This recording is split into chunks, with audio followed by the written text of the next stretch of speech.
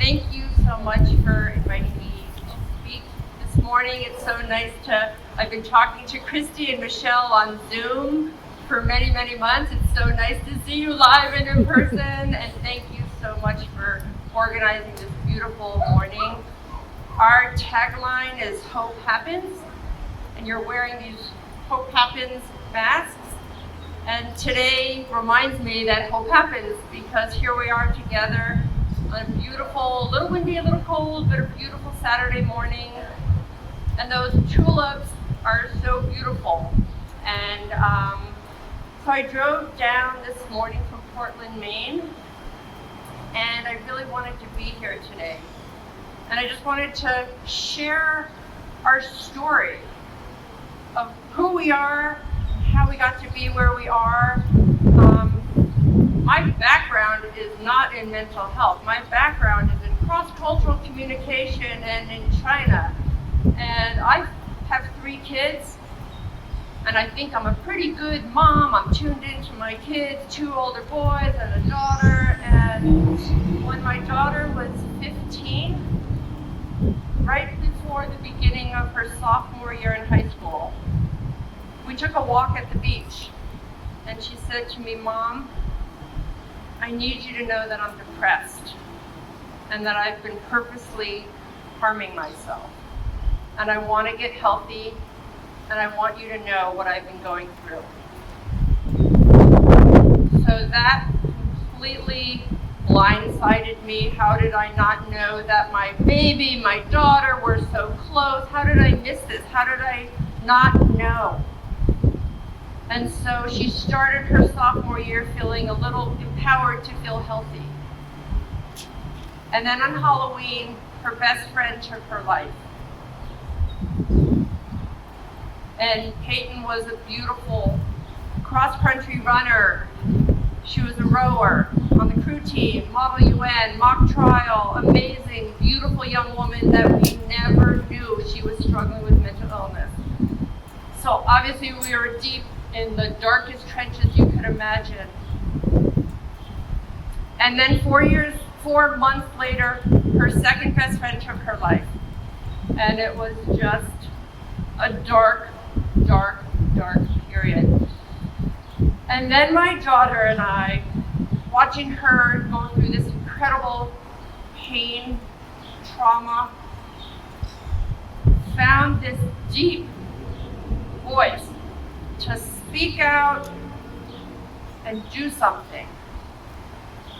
And we didn't know what we were going to do, but she was tired of silence, she was tired of the stigma, and she was so tired of losing her friends to suicide. So my daughter Julia wanted to do something that brought people together in a hopeful, community-based way to smash the stigma.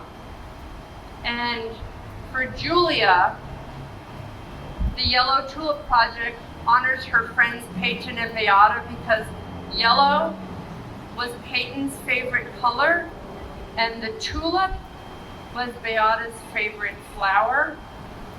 But the yellow tulip is the flower of hope. So for people who don't know anything about my daughter and don't know anything about Peyton and Beata, everybody knows a little bit about hope and how it's so needed. And if you think about that story about Pandora's box, when it got opened and everything flew out and the thing that was left was hope. And what we've all been through this past year, 2020, with the pandemic, with so much that our country has been hurting and healing and so needed to come together. So I'm not a gardener. I don't know a lot about gardening, but I have learned that tulip bulbs need to go in the ground in the fall. And the fall happens to be Mental Health Awareness Week in October. October 10th is Global Mental Health Awareness Day. And then they come up in May, which is the beginning of Mental Health Awareness Month. So what we started was so simple. Come together, get your hands dirty, plant a bulb, and be together. And at these Hope Garden planting ceremonies, which didn't happen this year because of COVID, it's a time like we're doing today where people come together and there's a speech and some music and some art and some just a chance to share stories and normalize the conversation around mental illness. I have a bad knee. I've had surgery 4 times on my knee. I can talk about my bad knee. I can talk about my headache. But for my daughter to talk about her anxiety and her depression, pack it down, don't tell anybody. Shame, keep it in. And that's exactly what we're trying to do. We're trying to flip that around and make it as normal to talk about physical health as any mental health issue.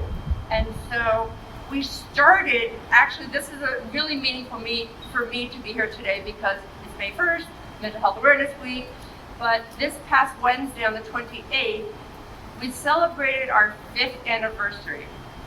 And yay! And 5 years ago, April 28th, we have a cute logo and a sweet and really simple message. And my daughter pushed publish on Facebook and said, Mom, could you imagine if 10 people liked this page? And now we have thousands of people who like the page. But it's not just following us on social media. What has made the Yellow Tulip Project explode and has been so special.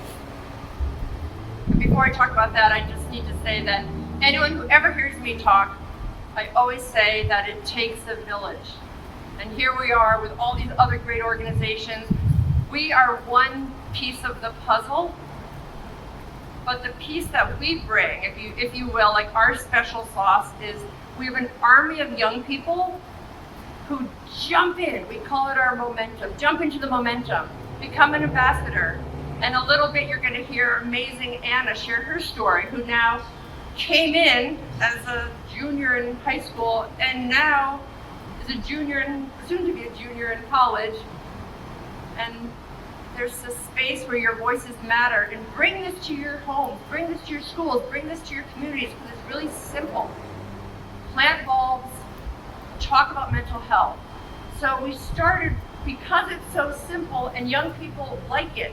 And young people are connected through camps they've been to, schools they've been to, programs they've heard each other, key club events, whatever it is. They're hearing each other and they're seeing that there's something that is proactive.